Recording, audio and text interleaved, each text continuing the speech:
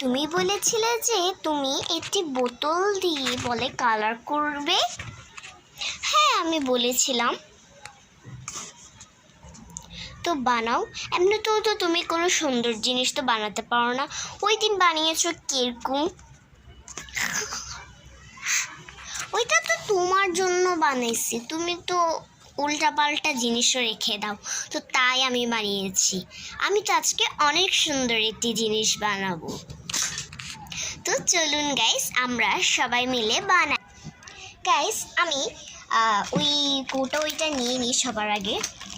তো এই কোটাটার মধ্যে আমার আজকে কালার করার কথা ছিল। তো এটার মধ্যে আমি কালার করব। তো এরকম আল্লাহ গাইস দেখেন না, পুরো সুতা টুতা দিয়ে, কালকে সুতা ইউজ করছি, যে সুতা টুতা দিয়ে পুরো ভরে গিয়েছে। এটা দেখেন কি হাল বেহাল হয়ে গেছে আমার পুরো এটা এখন আমাকে পরিষ্কার করতে হবে নাকি এটা একটু বুঝতেছি না। এটা খুলেই যাচ্ছে না গাইস। কেচি কই গাইস? আমি কেচি নিয়ে এসেছি কেচি। এখন আমাকে কেচি দিয়ে এটা পুরাটা কেটে দিতে হবে।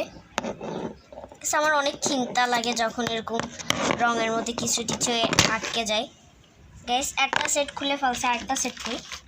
হ্যাঁ, তো ও এই সেট এগুলো খোলা, কে যে এত খোলা রাখছে এটা আমি বুঝতেছি না। কালো কালারও খোলা, গোল্ডেন কালারও খোলা, কেমনটা যে লাগে। এখন এগুলা এভাবে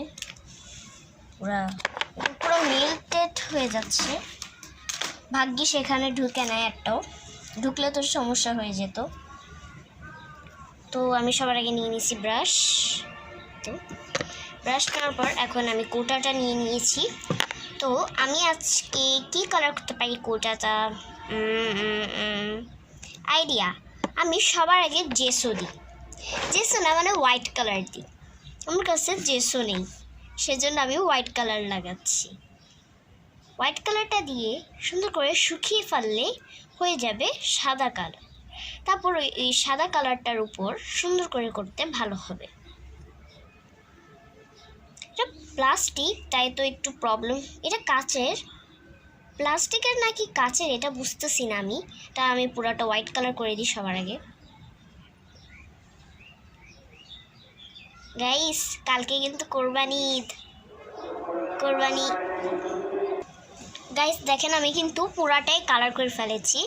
আর আমি কেন ভিডিও স্টপ করছি, কারণ কি আজান দিচ্ছিল।